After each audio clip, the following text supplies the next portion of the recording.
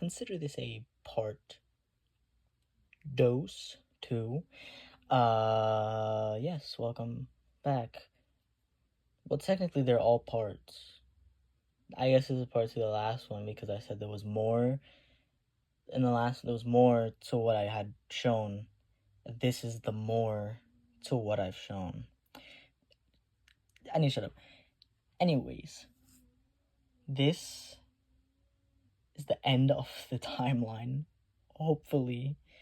And then I have to get into, oh god, I have to get into writing like kingdoms and culture and stuff like that. And oh god, I suck at names. I said it plenty of times already. I suck at names. And coming up with kingdom names is not gonna be fun. Anyways, the fracture 707. I have parts cut off down there because that's what the fracture actually is, the truth behind it. Obviously, I'm not gonna show that because if anyone is watching this, nobody needs to know what the reality of it is. It's meant to be a mystery. That's the whole point. It'll be important. So basically, an oceanside town, a town, kind of, maybe a city. It'll probably be a city, but it might also be a town.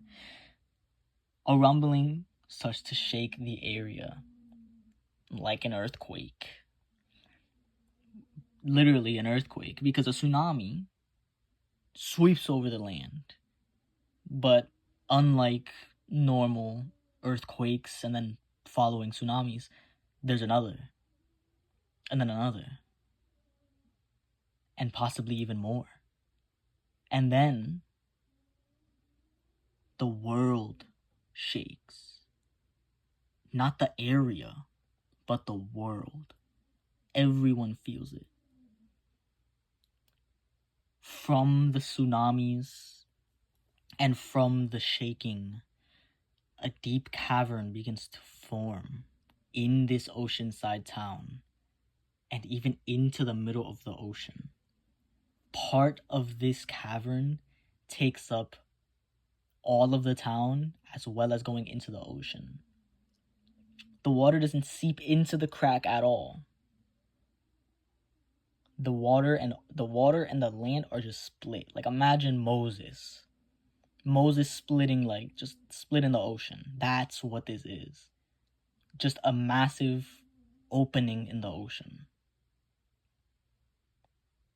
The fracture overnight grows deeper, larger, and it starts to become more like a hole. Like a really massive hole, like a humongous hole, like literally just a giant just cave going deep as hell. But as it goes deeper, it gets so deep that the primordial energy locked in the core of Arn Vallis begins to leak out from the core of the earth and onto the surface, corrupting life and growing odd fauna. That's the word. Basically, trees begin to look weird, rabbits and deer and bears begin to corrupt and become twisted, and the gods and humans both sides don't know what this chasm is, what this giant fracture in the world is, and they also don't know how it got there, how it was made, what caused it. No one knows anything. Next page. Next. Yes, the beginning of the rift. 710, 3 years after the fracture. The humans begin to see the gods as partially useless because the gods aren't fixing the fracture.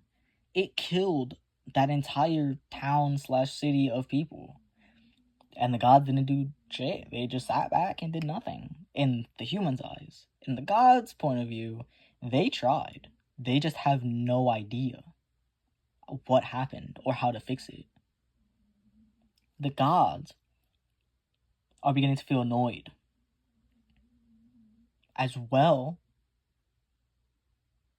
as feeling that their presence has partially stunted growth for humanity.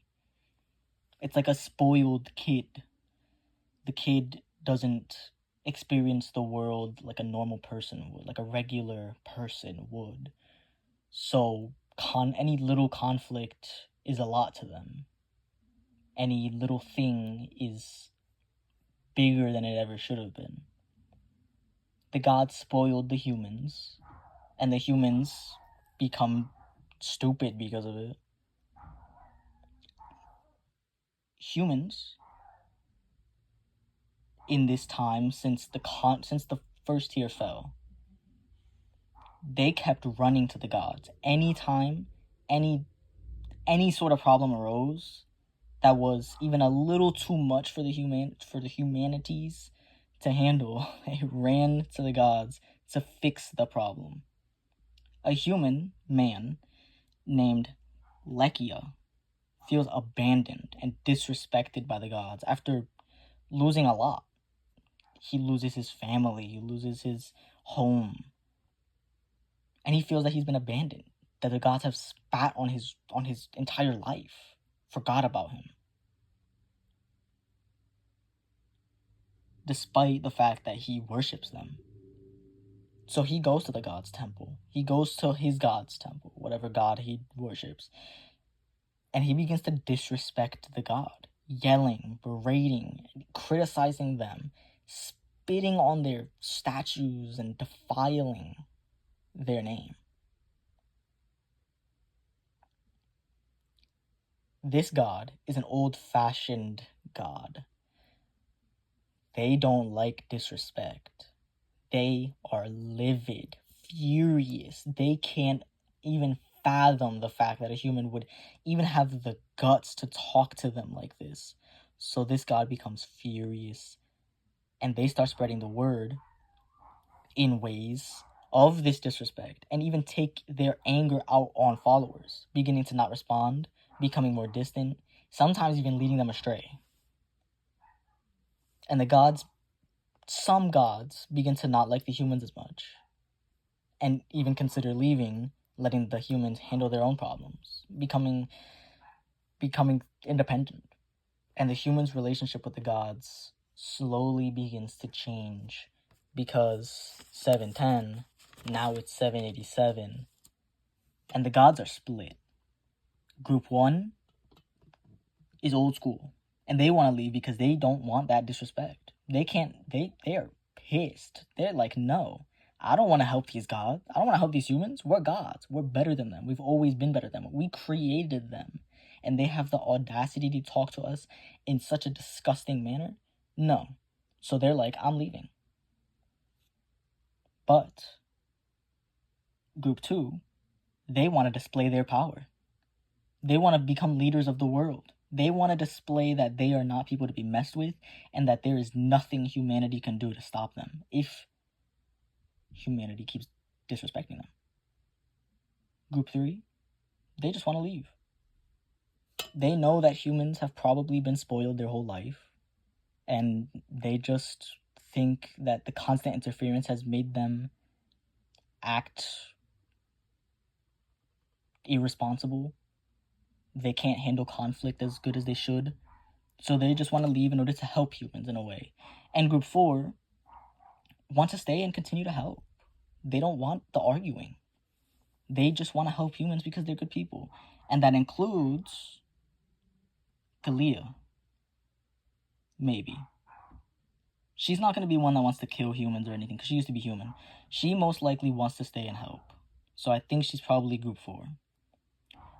And the gods settle their differing plans and ideas by sending Group 2 away first. All the gods, Group 1, 3, and 4, band together to get rid of Group 2, because Group 2 wants to kill humans and take over the world. Group 1, 3, and 4 just leave.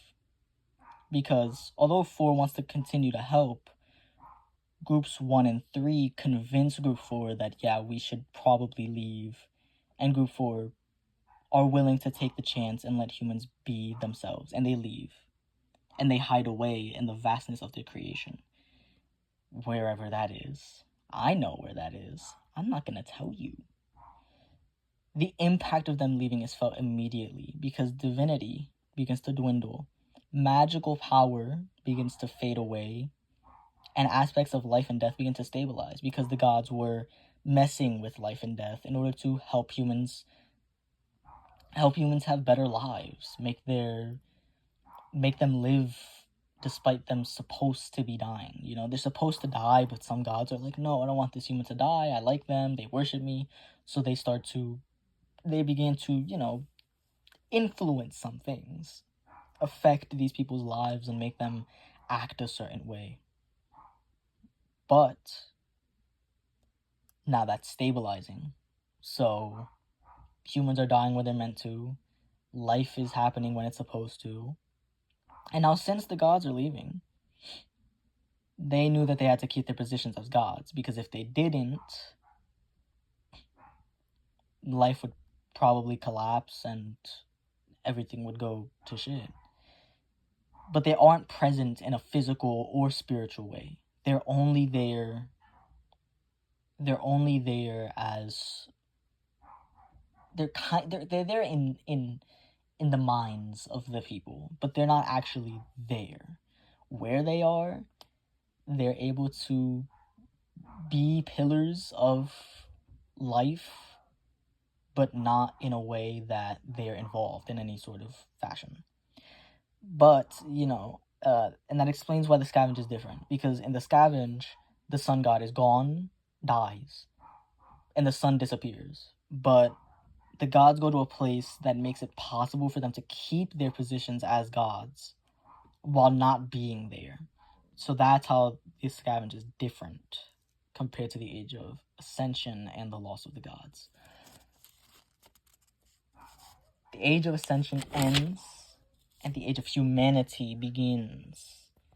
The current year, from 787, right, Age of Humanity 787, the Loss of the Gods. But the current year is 984. Magic has become a rare thing, as I've said. I forgot becomes a rare thing amongst the Arenvalis people. Or the people of Arenvalis, whatever. The gods have been written in a way and have been made out to be less important. Now, it's not the gods who solve humanity's problems, it's the humans who solve humanity's problems. Basically, the humans write gods to be a bit more bad or uninvolved than they actually were. A petty sort of hatred there.